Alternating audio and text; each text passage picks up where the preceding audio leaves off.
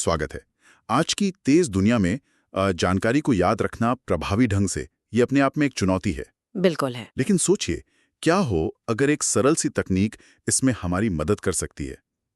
आज हम बात करेंगे फ्लैश कार्ड तकनीक पर। हाँ, फ्लैश कार्ड्स। ये एक काफी शक्तिशाली तरीका है जो सीखने और याद रखने की पूरी प्रक्रिया को बदल सकता है। जी। हम देखेंगे कि ये कैसे काम करती है, इसके पीछे के वैज्ञानिक सिद्धांत क्या हैं और ये सिर्फ रट्टा मारने से कहीं ज्यादा कैसे है। चलिए इस दिलचस्प तकनीक की गहराइयों में उतरते हैं। जरूर। और देखिए, ये तकनीक सिर्फ कार्ड्स का ढेर नहीं है, जैसा आपने कहा। ये मुख्य रूप से दो बहुत ही महत्वपूर्ण मनोवैज्ञानिक सिद्धांतों पर आधारित है। अच्छा, कौन से? एक है एक्टिव रिकॉल यानी सक्रिय स्मरण, और दूसरा है स्पेस्ड रेपिटेशन यानी अंतराल पर दोहराव। एक्टिव रिकॉल और स्पेस्ड रेपिटेशन। हाँ, और ये दोनों सिद्धांत हमारी मेमोरी को, मतलब याददाश्त को मजबूत करने और जानकारी को लंबे समय तक बनाए रखने के लिए जाने जाते हैं। तो ये एक्टिव रिकॉल, इसका ठीक ठीक मतलब क्या है? ये जैसे हम नॉर्मल पढ़ते हैं उससे अलग कैसे है? देखिए, एक्टिव रिकॉल का सीधा सा अर्थ है कि आप बिना देखे जानकारी को याद करने का प्रयास करें। बिना देखे? अच्छा। हाँ। ये सिर्फ नोट्स को बार बार पढ़ने या हाईलाइट करने से, मतलब निष्क्रिय रूप से पढ़ने से कहीं ज्यादा असरदार है। क्यों? ऐसा क्यों? क्योंकि ये आपके मस्तिष्क को जानकारी ढूंढने और उसे बाहर निकालने पर मजबूर करता है। आप समझिए जैसे किसी मांसपेशी को वजन उठाने पर मजबूर करना। तो यही कोशिश, यही प्रयास जो है वो मेमोरी को तराशता है, उसे मजबूत करता है। सिर्फ जानकारी को देखना काफी नहीं है। सही। जब आप जानकारी को दिमाग से सफलतापूर्वक निकालते हैं तो वो जो दिमागी रास्ते हैं, न्यूरल कनेक्शंस, वो ज्यादा पक्के होते जाते हैं। अच्छा, तो ये सिर्फ जानकारी को देखना नहीं बल्कि उसे दिमाग से निकालने की कसरत है। ये हुई एक्टिव रिकॉल की बात। बिल्कुल। और वो दूसरा स्पेस रिपीटिशन, ये सुनने में थोड़ा तकनीकी सा लगता है। हाँ, नाम थोड़ा टेक्निकल है, लेकिन इसका सिद्धांत बहुत सरल और सच कहूँ तो बेहद शक्तिशाली है। बताइए। स्पेस्ड रेपिटेशन का मतलब है जानकारी को बढ़ते हुए अंतराल पर दोहराना। बढ़ते हुए अंतराल? कैसे? देखिए, जब आप कोई नई चीज सीखते हैं तो आप उसे जल्दी भूल जाते हैं, ये बिल्कुल स्वाभाविक है। हाँ, होता है। एक जर्मन मनोवैज्ञानिक थे, हरमन एबिंगहाउस। उन्होंने फॉरगेटिंग कर्व के बारे में बताया था। ये कर्व दिखाता है कि हम कितनी तेजी से भूलते हैं अगर दोहराएं नहीं। अच्छा, हाँ। तो स्पेस्ड रिपीटिशन इसी भूलने की प्रक्रिया का तोड़ है एक तरह से। शुरुआत में आप जानकारी को जल्दी जल्दी दोहराते हैं। ठीक है। फिर जैसे जैसे वो चीज आपको याद होती जाती है, आप दोहराने का अंतराल, मतलब गैप, बढ़ाते जाते हैं। कुछ दिनों बाद, फिर शायद हफ्तों बाद, फिर महीनों बाद। स्पेस्ड रेपिटेशन का जादू ये है कि ये आपको ठीक उसी समय चीजें याद दिलाता है जब आप उन्हें भूलने वाले होते हैं। अरे वाह। तो कम समय में ज्यादा पक्की याददाश्त बनाने का ये सबसे कुशल, सबसे एफिशिएंट तरीका है। तो एक तरह का स्मार्ट सिस्टम है जो ये पक्का करता है कि आप सही वक्त पर दोहरा रहे हैं, ठीक तब जब दिमाग को उसकी सबसे ज्यादा जरूरत है। हाँ, बिल्कुल सही। और असल में यही स्पेस्ड रेपिटेशन का सिस्टम तय करता है कि एक्टिव रिकॉल का अभ्यास कब करना सबसे असरदार होगा। अच्छा, ये दोनों जुड़े हुए हैं मतलब? हाँ, ताकि आपकी मेहनत सही दिशा में लगे, सही समय पर। ये तो बहुत दिलचस्प है। तो फिर कोई इन फ्लैश कार्ड्स का उपयोग कैसे कर सकता है? क्या ये अभी भी वही कागज के कार्ड होते हैं? वो तो है ही पारंपरिक तरीका। आप इंडेक्स कार्ड इस्तेमाल कर सकते हैं। एक तरफ सवाल लिख दिया या कोई शब्द या कोई संकेत, और दूसरी तरफ उसका जवाब या परिभाषा या उसकी व्याख्या।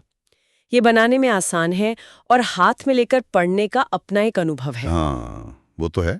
लेकिन आजकल डिजिटल विकल्प भी बहुत ज्यादा लोकप्रिय और मैं कहूंगी प्रभावी भी हैं। जैसे कि एप्स वगैरह। हाँ, एप्स। जैसे एंकी है, क्विजलेट है, और भी कई हैं। इनका सबसे बड़ा फायदा ये है कि ये स्पेस्ड रिपीटिशन के एल्गोरिथम को स्वचालित रूप से, मतलब ऑटोमेटिकली मैनेज करते हैं। अच्छा, तो ऐप खुद बताएगा कि कब क्या दोहराना है? जी हाँ, ऐप आपके याददाश्त के हिसाब से कि आपको कौन सा कार्ड कितनी अच्छी तरह याद है, खुद तय करता है कि कौन सा कार्ड कब आपके सामने आना चाहिए दोहराने के लिए। ये तो बढ़िया है। बिल्कुल। पर चाहे आप कागज के कार्ड बनाएं या डिजिटल, महत्वपूर्ण यह है कि कार्ड सरल हों। सिंपल। सरल मतलब एक कार्ड पर एक ही कॉन्सेप्ट या जानकारी का एक छोटा सा टुकड़ा हो। बहुत सारी जानकारी एक ही कार्ड पर डालने से बचें। ठीक है। अगर कोई जटिल विषय है तो उसे छोटे पचाने लायक हिस्सों में तोड़ना बेहतर होता है। तो मतलब एक कार्ड पर पूरी कहानी लिखने की बजाय एक मुख्य बिंदु या कोई एक फैक्ट। हाँ बिल्कुल। जैसे मान लीजिए कोई विज्ञान का छात्र है, ठीक। तो एक तरफ लिखा प्रकाश संश्लेषण का मुख्य उत्पाद क्या है, और दूसरी तरफ बस ग्लूकोज और ऑक्सीजन। सिंपल। समझ गया। और इसका उपयोग रोजाना लेकिन थोड़े समय के लिए करना बहुत फायदेमंद है। जैसे रोज 20-30 मिनट का एक सेशन कर लिया। रोज थोड़ा थोड़ा। हाँ, ये लगातार सक्रिय सीखने को बढ़ावा देता है और घंटों तक बैठकर सिर्फ पढ़ते रहने की तुलना में अध्ययन को ज्यादा कुशल, ज्यादा एफिशिएंट बनाता है। क्या असल जिंदगी में इसके कुछ सफल उदाहरण हैं? मतलब कहाँ-कहाँ लोग वाकई इसका इस्तेमाल कर रहे हैं? अरे बिल्कुल कई हैं। आप देखिए मेडिकल छात्र, हाँ। उन्हें कितनी जटिल एनाटॉमी, दवाइयों के नाम, उनके असर, ये सब याद करना होता है। वो लोग फ्लैश कार्ड्स का बड़े पैमाने पर इस्तेमाल करते हैं। अच्छा। फिर जो लोग भाषा सीख रहे हैं, नई भाषा, हाँ, उनके लिए तो शब्दावली बहुत जरूरी है। बिल्कुल। शब्दावली, मुहावरे, व्याकरण के नियम, इन सब के लिए फ्लैश कार्ड्स बहुत प्रभावी पाए जाते हैं। सॉफ्टवेयर इंजीनियर भी। वो कैसे? प्रोग्रामिंग कॉन्सेप्ट, सिंटैक्स, अलग-अलग कमांड्स, इन सब को समझने और याद रखने के लिए फ्लैश कार्ड्स का उपयोग करते हैं। अरे वाह। यहाँ तक कि जो छात्र यूपीएससी जैसी प्रतियोगी परीक्षाओं की तैयारी कर रहे हैं, हाँ। उनमें तो बहुत कुछ याद रखना पड़ता है। जी। इतिहास की तारीखें, घटनाएं, भूगोल के तथ्य, संविधान के अनुच्छेद, इन सबको याद करने में छात्रों ने इसका सफलतापूर्वक उपयोग किया है। तो ये दिखाता है कि ये तकनीक कितनी वर्सेटाइल है, कितनी बहुमुखी है। अकादमिक पढ़ाई से लेके प्रोफेशनल स्किल्स तक सब में उपयोगी। वाह, ये तो वाकई एक तरह के सीखने के सुपर पावर जैसा लगता है। मतलब किसी भी विषय में इस्तेमाल हो सकता है। हाँ बिल्कुल। और इसकी जो अनुकूलन क्षमता है, मतलब अडेप्टेबिलिटी, वो अद्भुत है। गणित के फॉर्मूले हों, विज्ञान की जटिल प्रक्रियाएं हों, भूगोल के नक्शे याद करने हों, कानून की धाराएं हों, या किसी नई भाषा के शब्द, ये तकनीक हर जगह फिट हो सकती है। और आजकल एक और चीज है मल्टीमीडिया फ्लैश कार्ड्स। मल्टीमीडिया मतलब आप कार्ड में सिर्फ टेक्स्ट नहीं, बल्कि इमेज या छोटी ऑडियो क्लिप भी जोड़ सकते हैं। अच्छा। सोचिए, जो लोग विजुअल लर्नर्स हैं, देखकर सीखते हैं, उनके लिए कितना फायदेमंद होगा। या जो सुनकर सीखते हैं, ऑडिटरी लर्नर। हाँ, ये तो बहुत अच्छा आइडिया है। जैसे संगीत के छात्र। बिल्कुल। संगीत के छात्र के लिए मान लीजिए एक तरफ राग का नाम लिखा है और दूसरी तरफ उसकी एक छोटी सी ऑडियो क्लिप है जिसे वो सुन सकता है। कितना मददगार होगा, है ना? हाँ बिल्कुल। तो इसके फायदे तो काफी स्पष्ट हैं। टाइम बेहतर मैनेज होता है, याददाश्त बढ़ती है, आत्मविश्वास भी बढ़ता होगा जब चीजें याद रहती हैं। जी हाँ। लेकिन क्या इसमें कोई चुनौतियां भी हैं, या कोई क्या कहते हैं पैच, कोई फंदा? चुनौतियां हो सकती हैं, फंदा तो नहीं कहूंगी। देखिए, शुरुआत में खासकर अगर आप अपने डिटेल्ड नोट से कार्ड बना रहे हैं, तो अच्छे प्रभावी कार्ड बनाने में थोड़ा समय और सोच लग सकती है। हाँ, ये तो है। ये सिर्फ कॉपी पेस्ट करना नहीं है।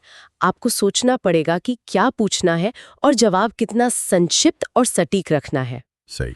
और दूसरी बात, किसी भी अच्छी चीज की तरह यदि इसका बहुत ज्यादा उपयोग किया जाए या बिना ब्रेक के लगातार इस्तेमाल किया जाए, तो बर्नआउट या थकान महसूस हो सकती है। मतलब संतुलन जरूरी है। बिल्कुल, संतुलन बहुत महत्वपूर्ण है।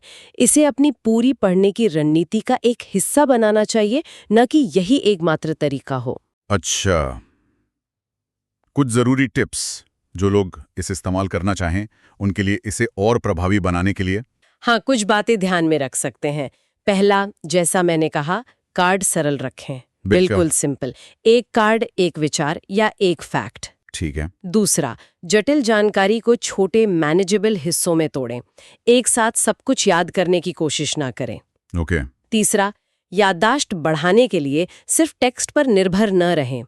जहां संभव हो, रंगों का, चित्रों का या छोटे माइंड मैप्स का उपयोग करें। विजुअल एड्स मदद करते हैं। हाँ, ये अच्छा पॉइंट है। चौथा, अगर आप डिजिटल एप्स इस्तेमाल कर रहे हैं तो उनके स्पेस्ड रिपीटिशन एल्गोरिथम पर भरोसा करें। वो वैज्ञानिक सिद्धांतों पर बने हैं।